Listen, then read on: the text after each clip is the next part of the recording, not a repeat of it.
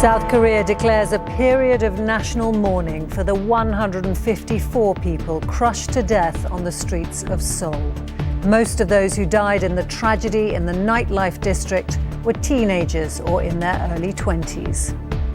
I feel grateful, but I also feel terribly guilty that I was able to make it out alive.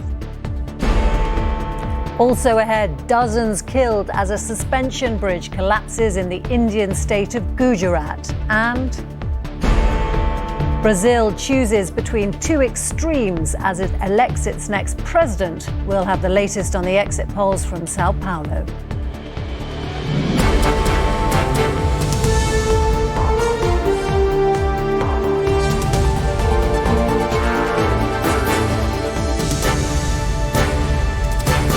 This is ITV News with Romilly Weeks.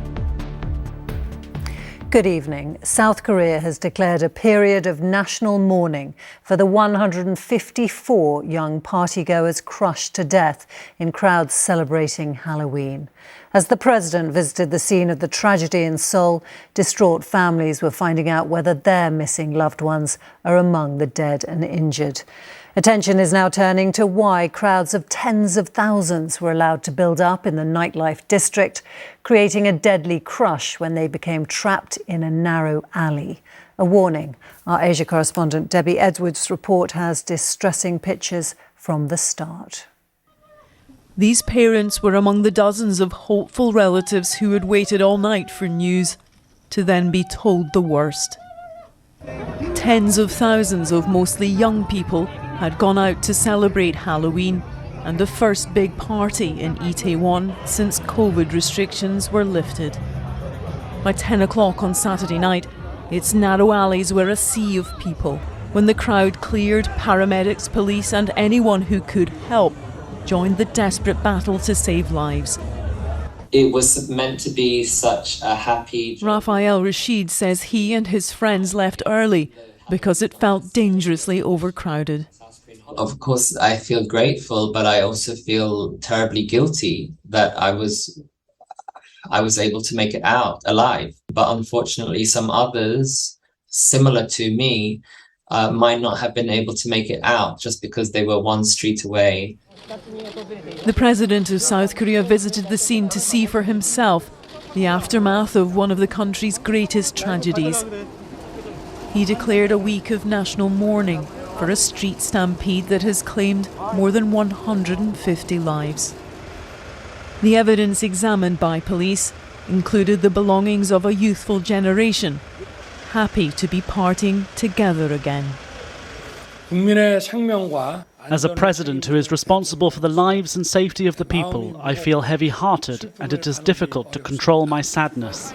The investigation will focus on whether something triggered the crowd to surge, but so far it looks like it was a tragic combination of too many people in too small a space. One of Seoul's most famous nightlife districts was today a place to pray and mourn the dead. Debbie Edward, ITV News. Up to 90 people have died after a pedestrian bridge collapsed over a river in the western Indian state of Gujarat. Authorities said that hundreds of people were thought to be on the suspension bridge at the time. It's a tourist attraction that draws many visitors during the festive season when Diwali is celebrated. Geraint Vincent reports on this upsetting story. The twisted ruin of a collapsed footbridge turns down into the water. And you can see and hear desperate people, children among them, trying to climb to safety. The collapse happened as the sun set this evening, and attempts to rescue people who'd fallen into the river carried on into the night. Disaster struck here just as the holidays for the festival of Diwali were coming to an end. And authorities say the bridge may not have been able to take the weight of such large crowds. There were as many as 500 people on the bridge at the time of the collapse, explains this local government minister. People living nearby came immediately to help, he says. The bridge over the Machu River dates back to the 19th century and reopened only a few days ago. following a 6-month renovation job.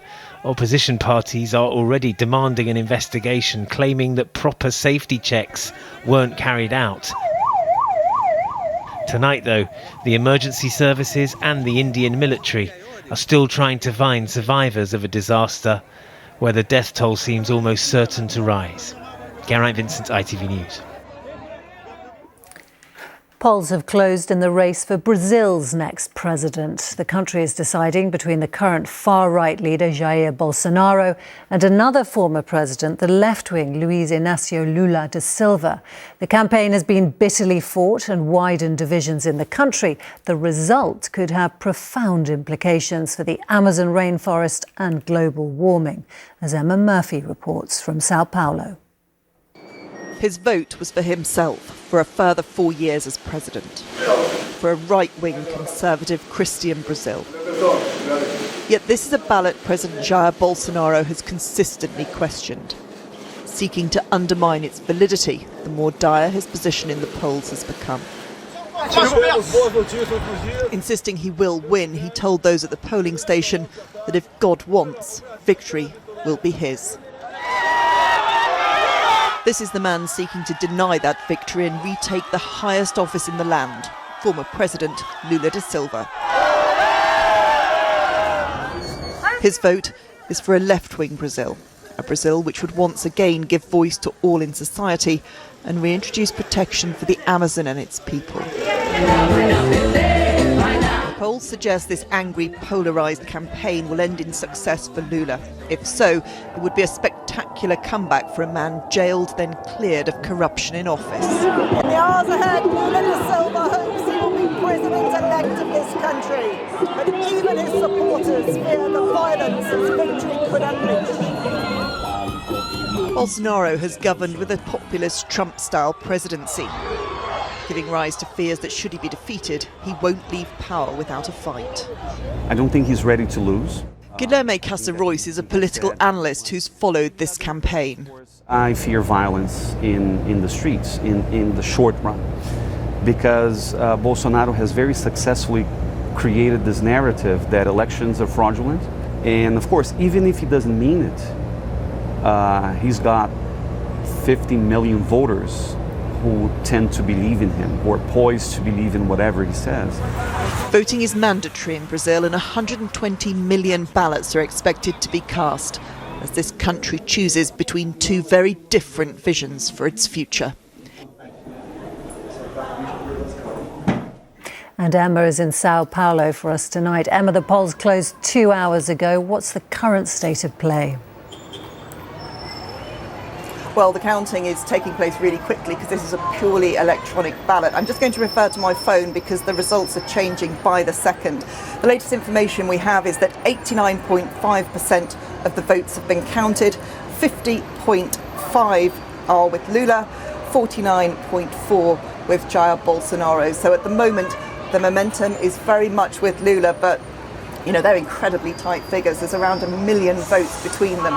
And you can probably hear some of the cheering on the street below me. We're at the headquarters for the Lula campaign, and there is now a real feeling of optimism that they might be able to do this, and he may yet get a third term in office to govern this country in a very different way. A real shift from the right-wing policies of Bolsonaro to the left-wing of Lula. But of course, this is not likely to be something that is accepted with any dignity. If he is defeated, it could be a very, very difficult time for Brazil.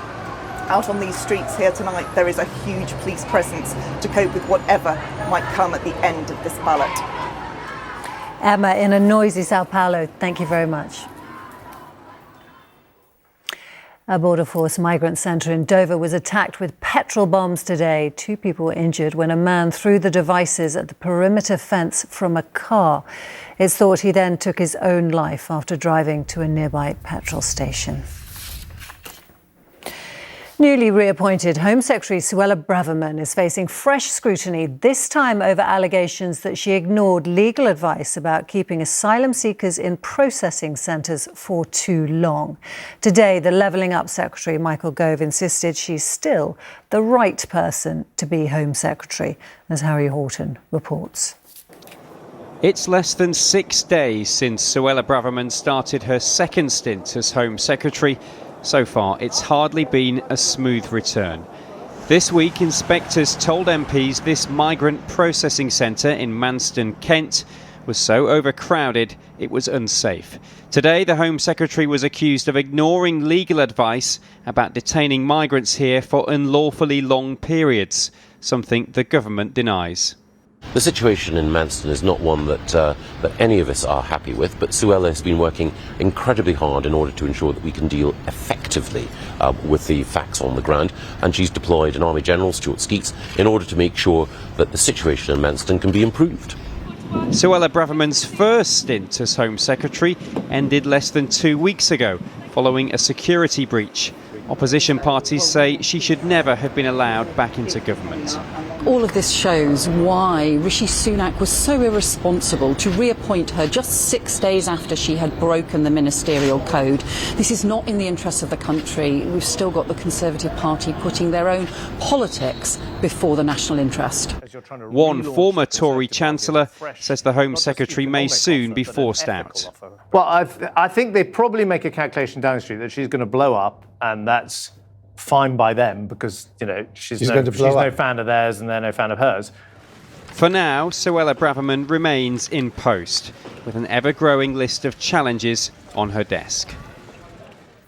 Harry joins me now in the studio. Harry, problems piling up for the Home Secretary. Yeah, they are, and immigration seems to be top of that pile at the moment. We heard in my report about that immigration centre in Manston, Kent. That centre is overcrowded. There are reports of outbreaks of disease there. And in the last 2 hours, Kent police have said that 700 more migrants will be moved there from Dover, where we heard about that attack happening earlier today. So those situations is clearly only going to get worse there. I think MPs this week will want to see the Home Secretary get on top of this herself. She is facing problems from all sides at the moment. There are still questions about her judgment. No doubt she is under pressure tonight. Absolutely. Thank you very much, Harry. To sport now, and Arsenal have gone back to the top of the Premier League, beating Nottingham Forest 5-0. And that is it. The weather is next, but from me and the whole weekend team here, good night.